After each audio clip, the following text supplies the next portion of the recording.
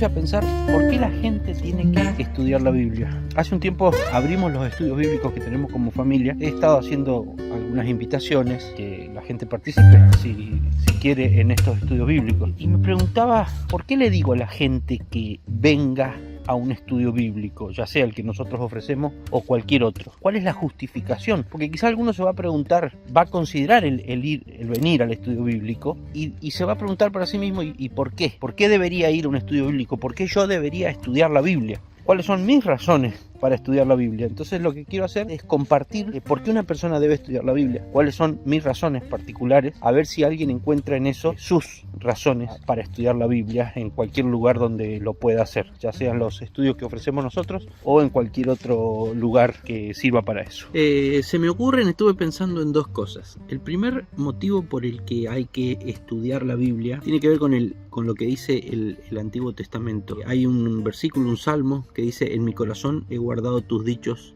para no pecar contra ti. Cuando uno conoce lo que dice la palabra de Dios, uno conoce lo que piensa Dios, lo que quiere Dios, lo que valora Dios y también lo que no quiere, lo que detesta Dios. Uno conoce el pensamiento de Dios, el carácter de Dios, lo conoce a Dios mismo. Entonces, al conocer uno eso, uno está mejor, informado, mejor equipado para poder obedecer a Dios o para saber por qué camino ir. Hay otro salmo que dice: lumbrera es a mis pies tu palabra. Es como que el conocimiento de la palabra de Dios, que nos da el conocimiento de lo que Dios es y de lo que Dios piensa y cuál es su carácter y su parecer, alumbra el camino por el que vamos transitando día a día, en el sentido de que nos va diciendo: no pises por ahí, no pises por allá, porque eso a Dios no le agrada, o anda para aquel lado, anda para este lado, ten esta actitud, no la tengas, estas palabras no las digas, o trata así a una persona o no la trates así, o toma esta decisión, o valora tal cosa, o tener tal cosa como prioridad o tal otra no, porque al conocer a través de la palabra de Dios a Dios mismo, entonces ella alumbra nuestras decisiones, alumbra nuestros pasos, alumbra nuestra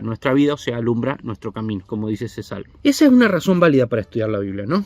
Porque así no pecamos, conocemos a Dios y sabemos por dónde tenemos que ir y no pecamos. Pero eso me lleva a pensar, hay gente que quizás eso no le interesa. O sea, obviamente que hay mucha gente que no le interesa agradar a Dios, respetar a Dios. Entonces, esa gente, si me preguntara por qué tengo que estudiar la Biblia, y yo le contesto muy rápido que no la tiene que estudiar, porque según esos versículos que mencionábamos recién del Antiguo Testamento, queremos estudiar la Biblia para conocer a su creador, digamos, y de esa manera poder agradarlo. Así que esa sería la razón. Estudiamos la Biblia para conocer a Dios y de esa manera poder agradarlo. El que no le interesa agradar a Dios, entonces no tiene que estudiar la Biblia porque no le interesa agradarlo, y la Biblia es un medio, una forma de conocer a Dios y de esa manera poder agradarlo. Es como si de acá yo saco una conclusión bastante quizá dura. La Biblia no es para que la estudien todos. El llamado, digamos, a estudiar la palabra de Dios, a estudiar lo que piensa Dios, lo que quiere Dios, a conocer a Dios, no es para todos. Es para solamente aquellos que les interesa. ¿Para quién es? Para los que les interesa. Pero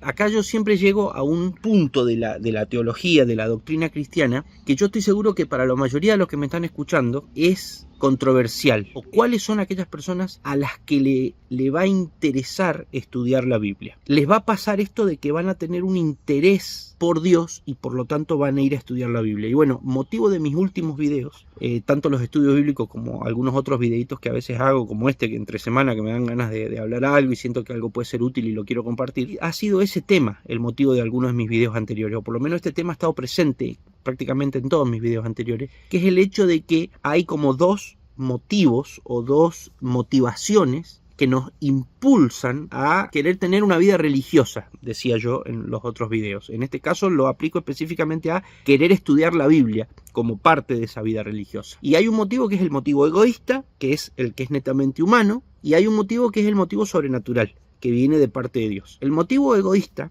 es el motivo en el que yo quiero tener una vida religiosa, me quiero acercar a Dios, ¿pero por qué? Porque lo veo a Dios como un beneficio para mí, o sea, me puede ayudar tanto en mi paso por esta tierra como en lo que es el después, digamos, de la muerte. Me puede ayudar a salvarme del infierno y a ir al cielo, digamos. Entonces, yo no digo que eso esté mal, o sea, a ver, el sentido de la autopreservación y de buscar lo mejor para uno es algo que Dios nos dio y nos tiene que importar que nos vaya bien en este mundo y nos tiene que importar irnos al cielo porque es parte de la naturaleza que Dios nos dio. Ahora, lo difícil por ahí y el punto de diferenciación o el punto de quiebre entre que ese motivo sea egoísmo puro, a que sea un buen motivo, digamos, es el hecho de a dónde ponemos a Dios cuando pensamos en obtener a Dios para nuestro beneficio. Si el fin soy yo, entonces nos estamos equivocando. Ahora, si el fin es Dios, entonces estamos pasando a la segunda motivación para ser personas religiosas, que es el hecho de que Dios nos ha hecho ver el valor de Él, el valor que tiene Él, y por lo tanto nosotros queremos estar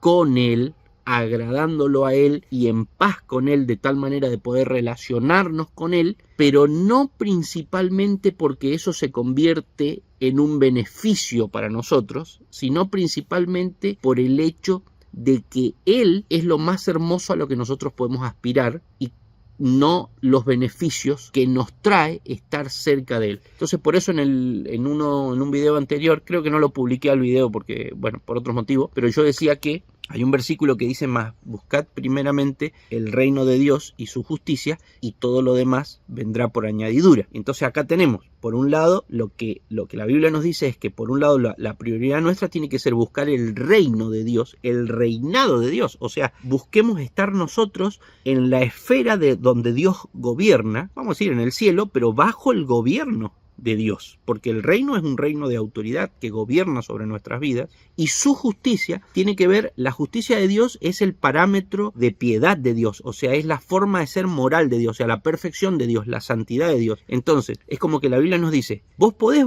anhelar la añadidura de Dios. ¿La añadidura cuál es? Es todos esos beneficios que nosotros queremos y tienen que ver con un buen paso por este mundo, cómodo, alejado de los problemas, con sanidad física, con prosperidad económica, con bienestar en nuestras relaciones familiares, y también la añadidura tiene que ver con ir al cielo después de la muerte y no ir al infierno. Ahora, la Biblia lo que nos está diciendo en Mateo 6:33, más buscad primeramente el reino de Dios y su justicia y todo lo demás vendrá por añadidura, es mientras tu prioridad sea estar en el reino de Dios porque lo reconoces a Él como el Rey Supremo del universo, pero además el más hermoso y lo que más valor tiene para vos. O sea, mientras para vos lo que más valor tenga sea Dios y la santidad de Él, y por lo tanto ese estado de perfección y de santidad que Él tiene sea una prioridad para vos y vos quieras ser vos así para poder estar en su presencia, entonces la añadidura, que vos anheles la añadidura, esos beneficios, está bien. ¿Por qué? Porque la añadidura no es tu fin, sino que tu fin es Dios. Y la añadidura es eso, una añadidura que la podés tener, la podés anhelar también como parte de tener a Dios. Pero el problema es cuando nosotros buscamos la añadidura pero sin Dios. No queremos a Dios, no queremos el reino de Dios, no queremos que Él gobierne sobre nosotros, no queremos someternos a Él, no queremos conocerlo. Él no es lo más hermoso para nosotros. Lo más hermoso para nosotros somos nosotros mismos. Entonces nos queremos mimar a nosotros mismos, nos queremos servir a nosotros mismos, dándonos o consiguiendo para nosotros todas las añadiduras, todas las cosas buenas que Dios nos puede dar. Pero no nos interesa Dios. Espero que se pueda entender esta explicación. Ahora, volvamos al tema de por qué estudiar la Biblia. Bueno, es que justamente porque esto que expliqué recién, de valorar a Dios más que a la añadidura, es la base para poder entender quiénes son las personas que realmente van a estudiar la Biblia por el motivo correcto. Son aquellas personas que hayan entendido el valor de Dios. Y esto, Dios es santo. Dios tiene una característica, vamos a decir, un grado de pureza, un estándar de piedad, un estándar moral que no puede ser ofendido. Entonces, la única forma de estar nosotros en paz con Dios y no ofendiendo, no afectando, no lo podemos hacer, digamos, pero Él, o sea, es imposible, digamos, estar en paz con Él si uno está en un estado de pecaminosidad y Él en el estado de pureza y de santidad que Él está. Entonces, para esto es muy importante que entendamos esto. Dios, para salvarnos, para poder ponernos de nuevo en paz con Él, para religarnos con Él, que eso es lo que significa la palabra religión, que viene del latín religare, o sea, volvernos a ligar con Dios. Dios lo que hace es, nos dice, mirá, para que vos estés de nuevo ligado conmigo, en paz conmigo, con libre acceso a mí, vos tenés que estar en el estado que yo estoy, en el estado de santidad que te hace acepto en mi presencia. Y resulta que vos ya perdiste esa oportunidad, porque es la oportunidad en la que es el estado en el que yo te creé y al caer vos por el pecado de Adán y Eva, que es un pecado federal que se transmite a toda la raza humana, entonces vos ya perdiste la oportunidad en la que vos eras aceptado en mi presencia. Por eso Dios, dice Génesis, que se movía libremente en el huerto en presencia del hombre. Pero a partir de que el hombre cayó en rebelión contra Dios, haciendo lo que Dios había dicho que no hiciera, Dios echó al hombre del huerto del Edén y ya no le permitió al hombre estar más en su presencia. Por eso Romanos 3:23 va a decir, por cuanto todos pecaron y están destituidos de la gloria de Dios. Y vos me vas a decir, pero yo no pequé, fue Adán. Pero la Biblia dice también en Romanos 6, Romanos 5, que por el pecado de un hombre entró el pecado, entró la condición pecaminosa en toda la raza humana. Entonces Dios nos dice, ahora esa oportunidad vos la perdiste. Para que vos volvás a estar de vuelta, reconectado conmigo y yo te pueda aceptar en mi presencia, vos necesitas tener el estado de santidad que a mí, original que tenías, que era lo que yo acepto, lo que a mí me parece aceptable, me complace. Y ese estado hoy en día lo va a tener solamente Jesucristo, que es Dios encarnado en un ser humano que vivió de la manera que nosotros no vivimos por haber caído, pero Él sí. Entonces Dios dice, bueno, este sí es mi Hijo amado en quien yo tengo complacencia, y al final en la cruz Jesús le va a decir, consumado es. O sea, papá, ya vine, viví como un ser humano, pero como vos querías que viviera el ser humano, no me rebelé nunca contra vos. La Biblia dice, no se halló en él pecado. Entonces a Dios le agradó perfecto la vida humana, le agradó totalmente la vida humana de Jesucristo. Entonces, ¿para qué fue esa vida humana? Bueno, esa vida humana fue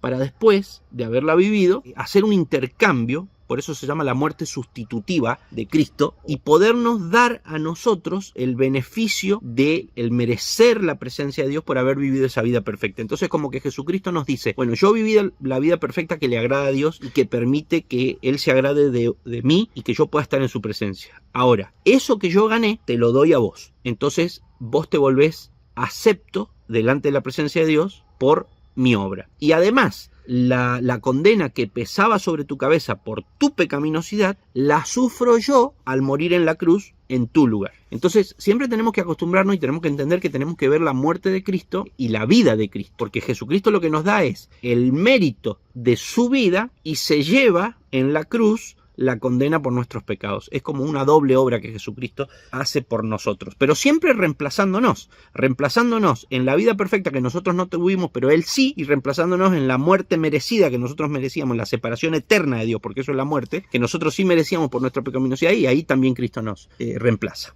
Ahora, no creas que me estoy yendo de por qué tenemos que estudiar la Biblia. Cuando Cristo hace esa obra por nosotros, y yo te hablaba de un punto que puede ser crítico para la mayoría de los que me están escuchando, y es este. Hay un grupo de personas, a continuación de eso, que se va a beneficiar de esa obra salvadora, redentora de Jesucristo, ¿sí? De esa doble obra que yo describí recién. ¿Quién es ese grupo de gente? Bueno, es el grupo de gente que acepte a Jesucristo como su Salvador, que acepte a Cristo como su Salvador. Significa que lo acepta, no en el sentido de decir, Cristo, quiero que seas mi Salvador para yo poder recomponer mi relación con Dios y a partir de ahí entonces poder empezar a gozar de los beneficios de que Dios esté de mi lado, de que mi relación con Dios esté recompuesta. No, eso no es aceptar a Cristo como mi Salvador. Eso lo haría cualquier persona que vos le ofrezca los beneficios que Dios le puede dar, va a decir que sí, pero eso no es aceptar a Cristo como Salvador. Eso es simplemente demostrar el egoísmo que uno tiene, el egocentrismo. Cualquier cosa que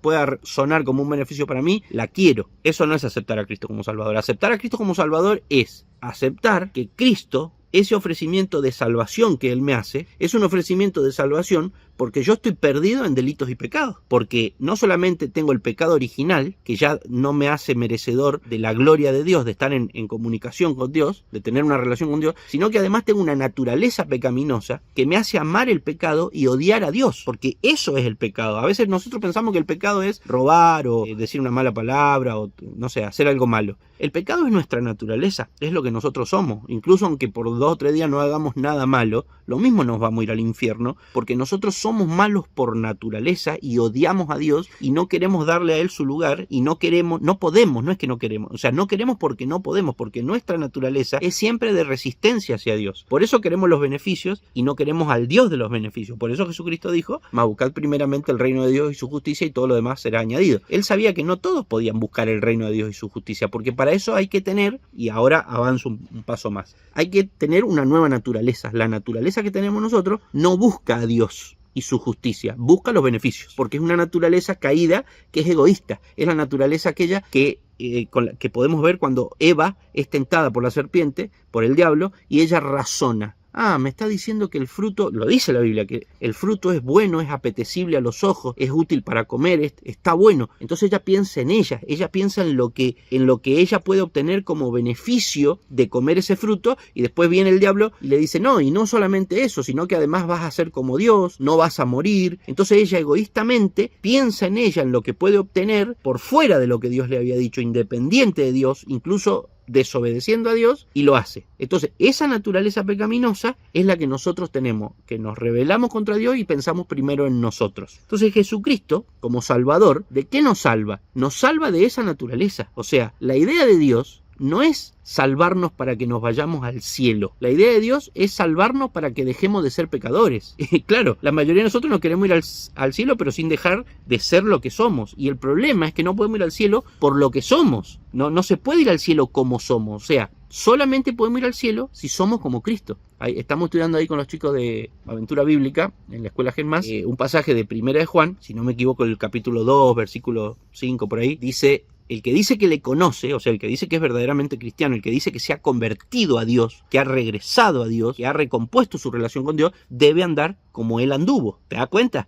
O sea, no es decir que le conozco, es demostrar que yo ando como Cristo. Entonces, Dios acepta en su presencia solamente a los que son como Cristo, ¿sí? Eso es un punto que tenemos que entender, no a los que dicen, sí, yo quiero que Cristo sea mi Salvador. O sea, yo quiero que Cristo sea mi Salvador, pero no puedo después querer seguir viviendo en base a mi naturaleza egoísta y pecaminosa, porque entonces me estoy contradiciendo. Estoy diciendo que Cristo me salve de mis pecados, pero después yo sigo funcionando independiente de Dios y manejando mi vida como a mí me parece. Entonces lo que yo he dicho al decir que acepto a Cristo como Salvador, se nota o queda en evidencia que es mentiras, porque después yo funciono en base a esa naturaleza de la cual yo he dicho que quiero que Cristo me salve. ¿Se entiende la contradicción? Yo quiero que Cristo me salve de mi naturaleza que tiende a ser rebelde contra Dios, independiente contra Dios. Lo digo, pero después yo sigo funcionando en base a esa naturaleza gustosamente y me resisto a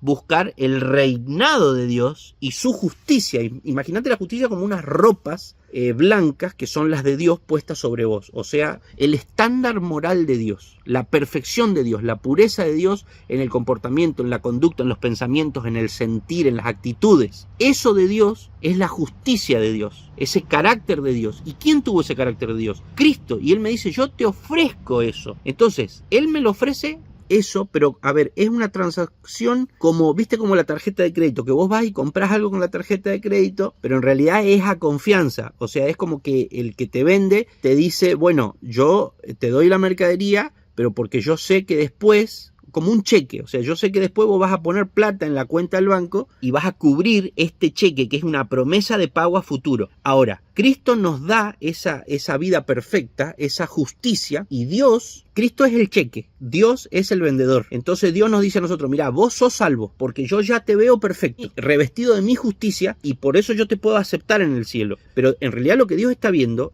me está viendo a mí a través de la perfección de la vida de Cristo. Yo en realidad todavía no lo soy, pero Dios está confiando en que esa perfección de Cristo, esa justicia de Cristo, en el momento que yo vaya literalmente al cielo, ya va a ser una perfección que Cristo va a aplicar sobre mí realmente, enteramente. Pero ahora, mientras estoy acá en el mundo, es simplemente una transacción nominal. O sea, es como que Dios me ve a través de los lentes de la perfección de Jesucristo, pero yo en la realidad en el mundo no soy perfecto como Cristo, no soy como Cristo. De hecho, obvio, no lo somos en este momento. Pero, y acá estoy llegando al punto de por qué tenemos que estudiar la Biblia. Al aceptar a Cristo como nuestro Salvador, nosotros lo que hacemos es aceptar todo esto que yo estuve explicando, pero someternos a Cristo. Empezamos un proceso de sometimiento. Sabemos que no tenemos el grado de justicia, de perfección, de pureza, de santidad de Cristo, pero sabemos que vamos camino a eso. Y estamos tan agradecidos con Cristo por habernos devuelto la esperanza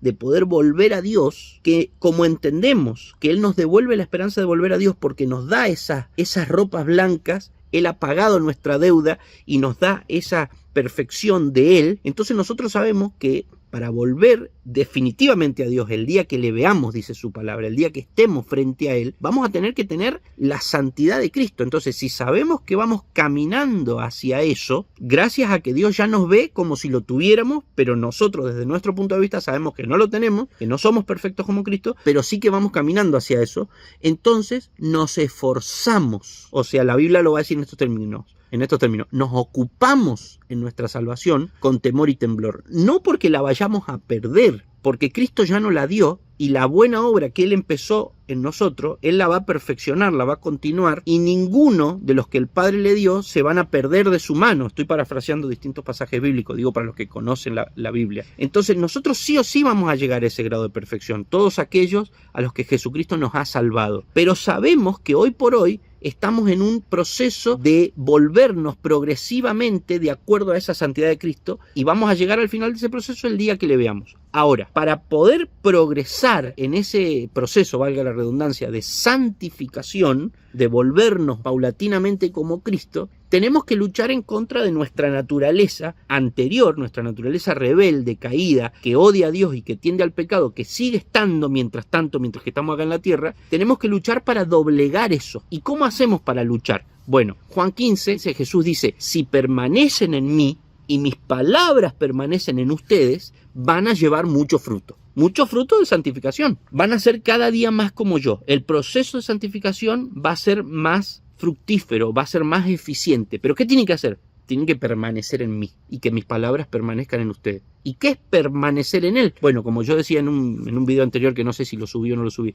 permanecer en Él es como cuando nosotros permanecemos en el teléfono celular. Es estar en contacto todo el tiempo, que voy para allá, que navego para allá, que abro esta aplicación, que abro la otra aplicación. Permanecer en Cristo es estar todo el tiempo con Cristo. Hay 3 formas en las que nosotros permanecemos en Cristo. Es lo que se llama los medios de gracia. Por un lado, estudiando su palabra. Por otro lado, en oración, y por otro lado, en comunión, en comunidad cristiana, relacionándonos con otras personas que están en la misma que nosotros y llevando a cabo los 2 sacramentos que nos dejó la Biblia, que es el bautismo y la cena del Señor, que son formas de identificarnos con Cristo en comunidad. Entonces, repaso 3 formas de permanecer en Cristo, los 3 medios de gracia: estudiando su palabra, en oración y en comunidad. Cuando nosotros abrimos los estudios bíblicos familiares que teníamos a otras personas, es porque estamos buscando personas que quieran estudiar su palabra, orar y estar en comunidad con aquellos que están queriendo parecerse a Cristo, que están queriendo progresar en ese proceso de santificación. Entonces, cuando yo invito a alguien a los estudios bíblicos o le digo a alguien que estudia la palabra de Dios, lo que le estoy diciendo es todo esto que acabo de explicar recién. Que busque la palabra de Dios, que busque la oración, que busque la comunidad cristiana. ¿Por qué? Porque eso es una expresión de salvación. O sea, el que es salvo sabe que ha sido salvo de una naturaleza rebelde, que odia a Dios, que se resiste a el reino de Dios y su justicia. Sabe que ha sido salvo eso, se odia a sí mismo en el aspecto de esa naturaleza que sabe que tiene, que lo hace resistirse a Dios, esa naturaleza caída que recibimos de Adán y Eva, y al odiarse a sí mismo, entonces no va a manifestar amor a esa naturaleza, sino odio. ¿Y cómo va a manifestar odio hacia esa naturaleza? Resistiéndose a seguir siendo de acuerdo a lo que le dicta esa naturaleza contraria a Dios. ¿Y cómo se resiste? Bueno, queriendo ser como Cristo. ¿Y cómo somos como Cristo? ¿Cómo nos parecemos a Cristo? Permaneciendo en Él. ¿Y cómo permanecemos en Él? Llenándonos de su palabra, llenándonos de oración y llenándonos de gente que nos rodee, que nos estimule al amor y a las buenas obras. Ahí también acabo de parafrasear otro versículo de Hebreos 10. Hay otro pasaje en 2 Corintios que vamos a estar estudiando próximamente, que dice que la obra de que la persona, el carácter, la santidad de Cristo se va formando en nosotros en la medida que nosotros nos exponemos a Él, nos exponemos a su gloria. Y con esto quiero terminar. O sea, la gloria de Cristo, la gloria de Dios es lo que Él es, todo su carácter y todos sus atributos. ¿Cómo nos exponemos a Cristo? Porque este es el principio. Cuando yo me expongo a Cristo, como me expongo a los rayos del sol, el sol dibuja en mí sus características, su dibujo, o sea, me broncea la piel, para decirlo. Cuando yo estoy mucho tiempo con una persona, viste, los chicos se nota mucho eso, si pasan mucho tiempo con los compañeros de la escuela, después hablan como los compañeros de la escuela, piensan como los compañeros de la escuela, tienen las mismas prioridades que los compañeros, el mismo lenguaje. Bueno, ¿cómo yo me expongo a Cristo? ¿Cómo yo permanezco en Cristo? A través de esos 3 medios de gracia. Entonces la imagen de Cristo se va formando en mí y lo voy haciendo de a poco. O sea, hoy me leo la Biblia, estoy en comunión con Cristo, le oro a Cristo, someto mis pensamientos a Cristo, estudio a Cristo, veo cómo hacía Cristo, cómo pensaba Cristo, a dónde iba Cristo, qué decía Cristo, qué enseñaba Cristo, lo charlo con otras personas, estudiamos juntos la Biblia, recordamos a Cristo a través de la cena, del sacramento de la Santa Cena, que es donde recordamos la muerte de Jesús y todo lo que Él enseñó y todo lo que Él dijo. Recordamos a Cristo a través del bautismo, cuando me identifico con Él y me identifico con en la sumersión del bautismo, me identifico con la muerte de Cristo, o sea, mi naturaleza caída muere, queda atrás, sepulto al viejo hombre, y me identifico en el bautismo con Cristo porque nace una persona nueva, o sea, en la resurrección de Cristo, que es la salida del agua. Yo me identifico con Cristo porque ahora soy una persona nueva, todo lo viejo pasó y todo es hecho nuevo para mí. Entonces, todo lo que te acabo de decir, me estoy empapando de Cristo, estoy permaneciendo en Cristo de a poquito, lo voy haciendo todos los días. Por eso ese versículo de 2 Corintios dice, de gloria en gloria. O sea, hoy un poquito de la gloria a la que me expongo, mañana me expongo más a la gloria de Cristo, pasado me expongo más a la gloria de Cristo, y de gloria en gloria lo voy viendo y la imagen de Él se va formando en mí. Ese versículo dice, somos transformados de gloria en gloria. O sea, la transformación es paulatina, porque paulatina es la exposición a su gloria, es diaria. Por eso hay que estudiar la palabra. Los que no tienen interés de estudiar la palabra es porque no tienen interés de ser como Cristo. Y si no tienen interés de ser como Cristo, porque no se han arrepentido de lo que son. Y bueno, por lo tanto van camino al infierno. ¿Por qué lo digo así? No estoy insultando a nadie, lo digo así porque es lo que enseña la Biblia. Así que bueno, esa es la razón por la que hay que estudiar la palabra de Dios. No es la razón por la que hay que venir a los estudios bíblicos que yo ofrezco. No, nosotros no somos la salvación de nadie. Lo que hay que hacer es estudiar la palabra de Dios para ser como Cristo. Hay que orar y hay que juntarse con gente que lo esté haciendo. Hay que arrepentirse de nuestros pecados y hay que ver a Cristo como nuestro Salvador. Eso es lo que hay que hacer, independientemente de si usted quiere venir al estudio que nosotros ofrecemos o a cualquier otro lado. Lo tiene que hacer a eso, porque si no, va camino al infierno y se va a perder de Dios. Se va a perder de Dios desde el día que usted reconozca sus pecados y acepte a Jesucristo. Usted sabe que tiene a Dios. Le pueden quitar la vida o puede pasar por pobreza, por dificultades, como los 11 discípulos o todos los discípulos que hubieron, que fueron muertos por persecución de la peor manera, que no gozaron de comodidad, no gozaron de vidas buenas desde el punto de vista del éxito como lo vemos hoy. Pero sin embargo a ellos no les importaba eso, digamos, les importaba en menor medida, porque ellos sabían que lo más valioso que una persona puede tener no es la añadidura, sino que es a Dios mismo. Ellos buscaron el reino de Dios y su justicia, y la añadidura no vino acá en este mundo, porque murieron siendo perseguidos, tuvieron que vivir escondidos, en pobreza, en dificultad, pero ellos sabían que la añadidura la tenían allá arriba. Entonces Pablo va a decir, bueno, lo va a decir Pablo, lo va a decir Pedro, lo van a decir todos, que nuestro galardón está escondido allá en Dios y tenemos nuestra esperanza allá en el cielo, donde, y no hacemos tesoros acá en la tierra, porque acá todo se puede corromper, pero nuestro galardón y nuestra esperanza, que verdaderamente tiene valor para nosotros, decían estos discípulos, es el saber de que vamos a estar con Dios en el cielo, y eso nadie nos lo puede quitar, por más que acá en esta tierra nos estén persiguiendo y nos estén quitando toda la felicidad que podríamos tener. Entonces bueno, eso es lo que le quería decir, espero que les sea útil, y si sigue viendo los videos, vamos a seguir enseñando más cosas como esta. Que Dios los bendiga. Chao, chao.